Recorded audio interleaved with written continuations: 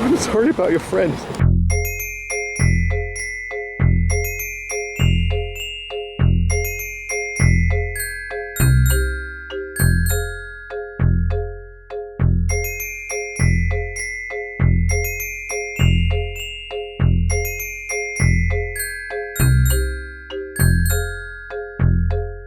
Oh God, nature, why? Why? Why? Why? I guess because they're hungry. It's so sad. It was the stuff of legend for a long time. Somebody said, you know what, mate? Those seagulls, they eat the pigeons. And people were like, no. Does not happen. But it does. There's evidence. There's evidence actually everywhere you look. You know, I track them down by checking out this small pile of forensic evidence, which tells such a sad, sad story. It's lucky it's been pouring down with rain all day, otherwise there'd be a small patch of pigeon blood here, and it would be even more sad.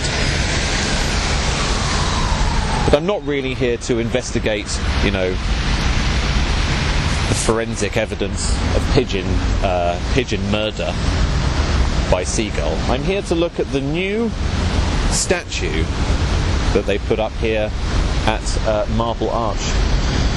The Marble Arch itself is over there, but you probably know that already. I've made several videos from here because this is a favourite spot for the City of Westminster to have occultic, meaningful statues.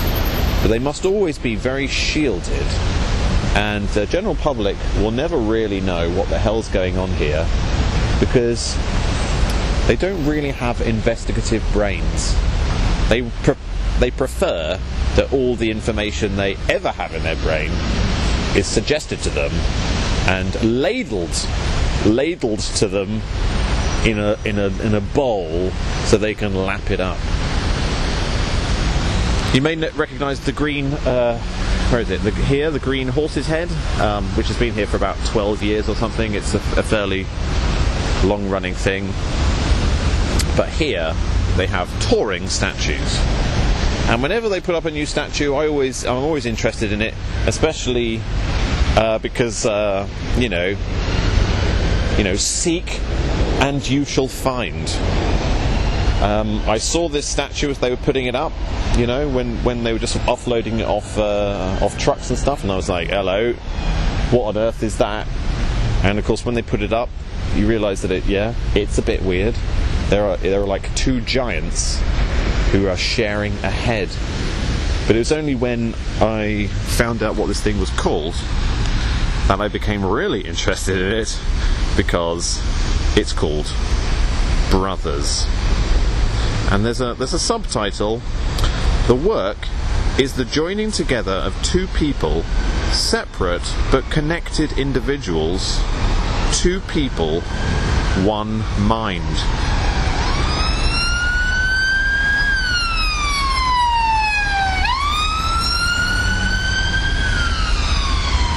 Lots of sirens about. Brothers. Where is it? It's there. Brothers. It was quite a revelation to me back in the day. So many bloody sirens. It was quite a revelation to me back in the day when I realised that Big Brother, George Orwell's Big Brother, was in fact Brendan Bracken. Even more of a revelation for me that Big Brother is a reference to Freemasonry. Brother is one of the slang terms for a Mason. I mean, there are lots of slang terms for Mason, like fellow, that's another slang term for Mason, and sons of the widow, which is a bit weird. But brother is a very well-known slang term for a Mason. So Big Brother means big Mason, maybe Master Mason or something like that. It's also, if you ever go to where Brendan Bracken once lived, which was Lord North Street, you will find that his is the only house on the road that has a checkerboard pattern out the front. I don't think installed because he lived there, but possibly he lived there because of what was installed there. I actually have been doing quite recently a lot of research about what's called secret masonry as opposed to Freemasonry. Freemasonry, or Masonry, only became well known in 1717 when they revealed themselves. But before that, it was secret Masonry. So in the medieval period, Masonry was a proper secret society. People like Sir Christopher Wren, for example, you could say was part of secret Masonry. Now, brothers, two bodies, one mind. If you really think about it logically, where is it? It's over there. I can't see because it's so bright. If you think about it logically, oh no, it's over there. Genetic brothers, as in brother with the same mother, they have almost like similar bodies but very different minds, because although, you know, genetic brothers grow up together, they don't actually end up spending that much time together when they're older. So, you know, they develop very different minds, whereas Masons are the complete opposite. They are very different. They are very, very different bodies. Like genetically, they are different bodies from different mothers. However, they do seem to share a similar mind. In fact, when they gather at the temple, it is a meeting of minds. And of course, as you may be aware, the term temple, some people insinuate actually comes from the temple, as in the one on the side of your heads. So when you say that the brothers meet at the temple, well, that's what is going on in this statue. Two brothers meeting at the temple. Plus, and look at all these pigeons, by the way, what they're doing is they're doing the same as what I'm doing right now. It's just trying to dry out, you know, in the sun, because they're really happy that the sun has suddenly come out, and you know, so am I. It's been bloody raining all day. Yeah, I guess something I'll talk about when I actually make a film about it. But there's a thing called a circumambulation. Circumambulation. You should Google that term. It's an interesting thing. It's to do with how secret Masonry... Oh God, he's back. He's not still hungry, is it? We're not going to actually see a seagull hunting a pigeon, are we? Oh God. Don't do it. Oh God.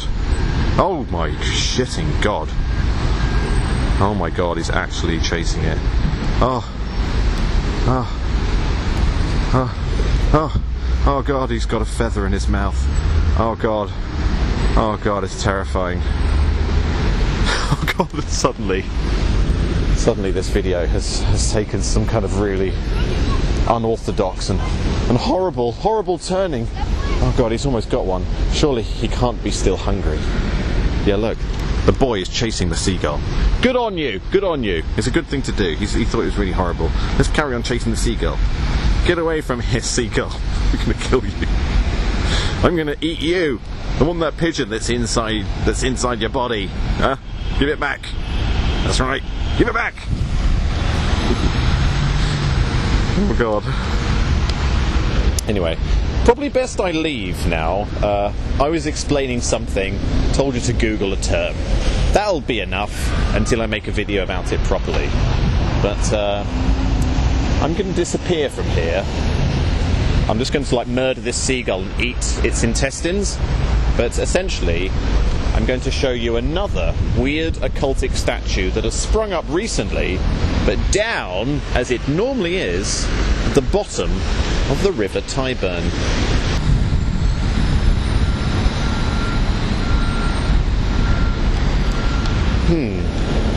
A big golden shirt in a kind of cross.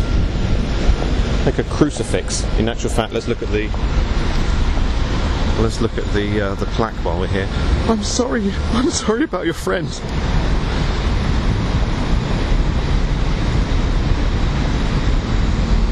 Boardroom sacrifice. Bit weird, isn't it? It's always good to chase these things up, you know. If in your town you see something, you know, mystically turn up and it looks a bit weird, it's best to kind of chase it up. I mean, I'm glad that when I first spotted this, I made the decision to come here in person so that I could read the plaque and find out who made it and found out the name of it, so that I could then chase it up further, because finding out about that led me somewhere mildly far away called Canary Wharf. God, it's terrifying.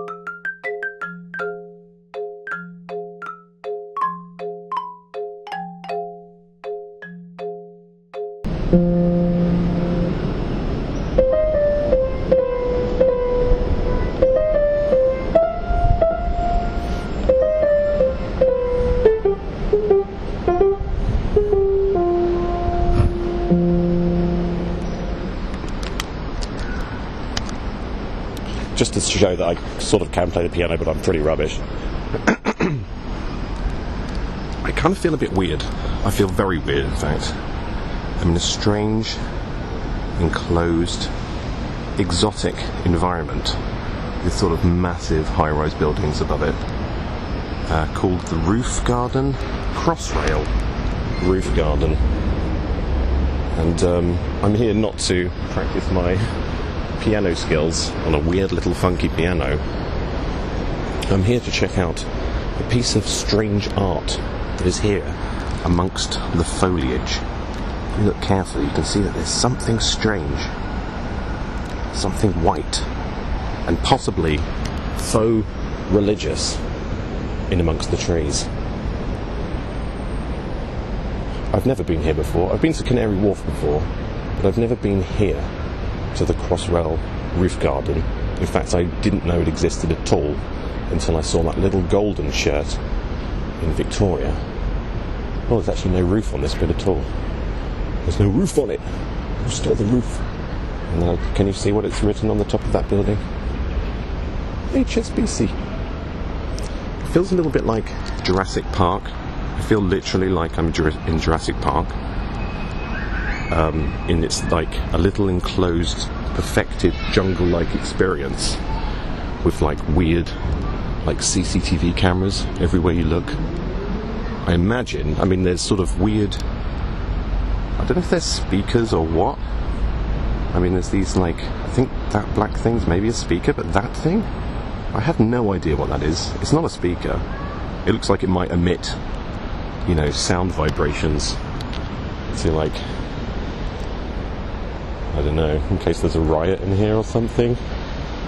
But it's very strange. I'm hoping I don't bump into it, because it would be a bit awkward. There's nobody else here. And there's these, it's like, there's these little booths, sort of in the middle, with like CCTV cameras on, and funny, you know, you could imagine like, you know, in the far-flung future, be walking through a natural forest. You've just come across this silver thing with a button on it. Press button. No. Me not want to press button. Look, there's a symbol here. What does it mean? It's all very weird. But yeah, I'm here to see this. You know, you're just trying to chill out. You know, let's role play it out. You work in HSBC. You come down on the lift all the way down. You come out to the the roof garden, and you're like, oh, just trying to chill out. And then amongst the trees, there's been a crucifixion of one of your brethren. It's a bit strange, isn't it? There's all sorts of exotic ferns. It seems that they specialise in ferns here, because maybe it gives a kind of Jurassic World kind of experience. But before I get the hell out of here, let's have a close-up look at the shirt.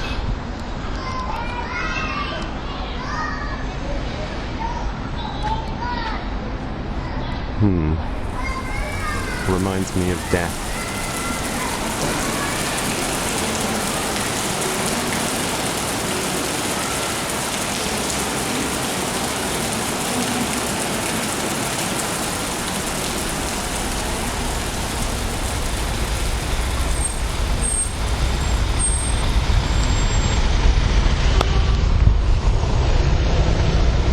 It's ironic, really, that these statues with weird connotations are in places where lots of people go.